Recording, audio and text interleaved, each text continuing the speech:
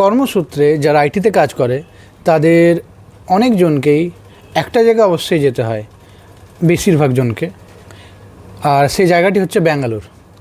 তো আমিও আমার কর্মসূত্রে সেখানে যাচ্ছি।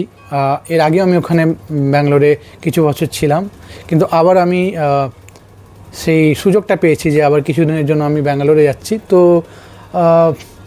আমি এই যে আমার এই যাত্রাটাকে যেটি আমি ব্যাঙ্গালোরের থ্রুতে করব, তো আমি আপনাদের সাথে এই যাত্রাটি শেয়ার করতে চলেছি। কলকাতা থেকে কীভাবে ব্যাঙ্গালোর যাচ্ছি, ওখানে গিয়ে কী কী দেখছি, কী করছি, সব কিছু থাকবে আমার নেক্সট ভিডিওগুলোতে। তো সেই ভিডিওগুলো দেখার জন্য আমার চ্যানেলে নজর রাখুন। খুব তাড়াতাড়ি দেখা হবে। কলকাতা থেকে ব্যাঙ্গালোরে রওনা দেওয়ার জন্য আমরা সকাল সকাল বেরিয়ে পড়লাম কলকাতা ইন্টারন্যাশনাল এয়ারপোর্টের উদ্দেশ্যে।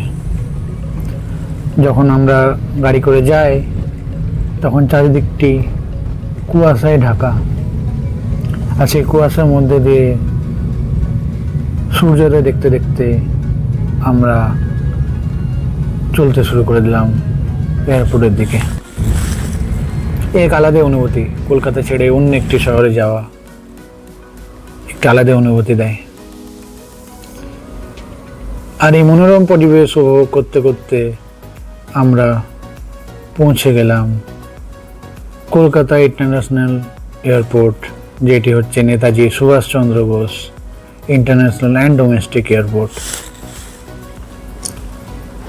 এয়ারপোর্টে পৌঁছানোর পর আমরা ধীরে ধীরে চেক ইনের জন্য ভেতরে ঢুকতে শুরু করলাম।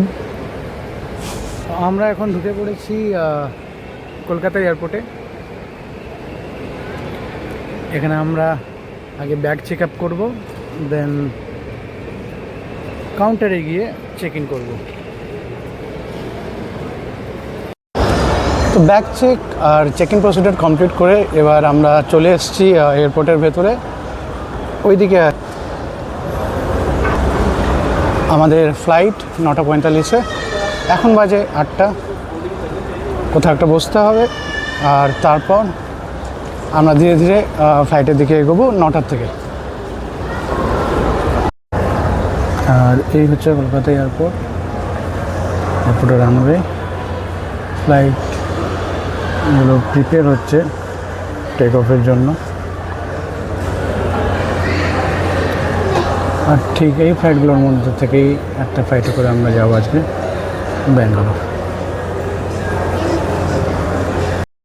কলকাতা ছেড়ে ফ্লাইট যখন ব্যাঙ্গালোরের দিকে রওনা দিল, ঘড়ির কাঁটায় বাজে তখন ঠিক 9:45। প্লেন ধীরে ধীরে টেক অফ করলো, আর তারপরে আমরা চলে গেলাম মাঝ আকাশে। মাঝ আকাশের মধ্যে ভেসে ভেসে যেতে যেতে কখন যে ব্যাঙ্গালোর পৌঁছে গেলাম টেরই পেলাম না। আমরা চলে এসেছি ব্যাঙ্গালোর কেম্পেগৌড়া ইন্টারন্যাশনাল এয়ারপোর্টে।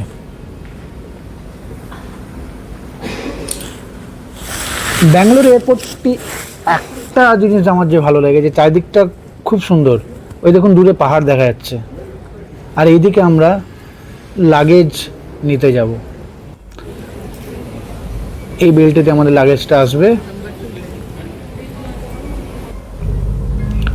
লাগেজ নেওয়ার পর আমরা ব্যাঙ্গালোর এয়ারপোর্ট ছাড়িয়ে চলে যাচ্ছি আমাদের হোটেলের দিকে। অনেক দিন পর আমার ব্যাঙ্গালোরে আসা, সেই 2018-তে আমি শেষ ব্যাঙ্গালোরের লাইফ ছেড়ে কলকাতাতে জীবন পার করতে চলেছিলাম। আজ যখন আবার এখানে এসেছি, সেই দিনগুলি আলাদাই করে আমার মনে পড়ে। আর সত্যি সত্যি সেগুলো ভাবতে ভাবতে আমি আরও ভাবুক হয়ে যাই। কত কিছু না করেছি এখানে, কত মেমোরিজ জুড়ে আছে। এখানেই আমার প্রথম ক্যারিয়ার শুরু হওয়া, যে ক্যারিয়ারের দিকে আমি এগিয়ে চলেছি। আচ্ছা, আমরা ব্যাঙ্গালোরে এসে যেখানে থাকবো সেই জায়গাটি চলে এসেছে। এটি কেয়ারপুরম দিয়ে যে সার্ভিস রোডটা গেছে মারাথালি দিকে, এটি হচ্ছে সেই রোডটা। আর এখানেই রাস্তা থেকে হালকা একটু ঢুকে আমাদের স্টেটা।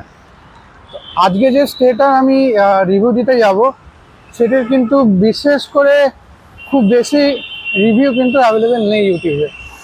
তো তাই এই ভিডিওটিকে কিন্তু আরও বেশি করে দেখতে হবে, কারণ এটি ওয়ান অফ দি নিউয়েস্ট একটি হোটেল বা স্টে বলতে পারেন এখানে।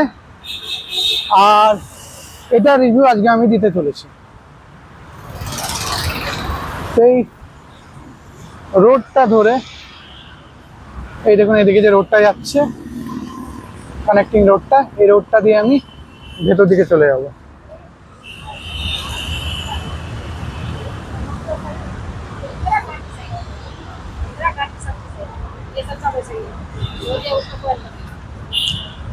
এটি হচ্ছে একটি ব্যাঙ্গালোরের টিপিক্যাল পাড়া।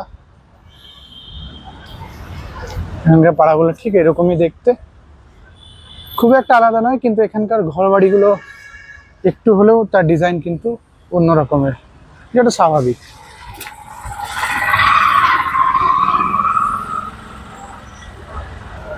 আচ্ছা, এখানে সামনে একটি মন্দিরও আছে। এখানকার মন্দিরগুলো বিশেষত্ব হচ্ছে এটা যে মন্দিরের মধ্যে নানা রকম কিন্তু কাজ করে রাখা থাকে। এই দেখুন, এরকম কিন্তু নয় যে মন্দিরের বাইরে বলে মোটামুটি একটা ডিজাইন করে ছেড়ে দিলাম।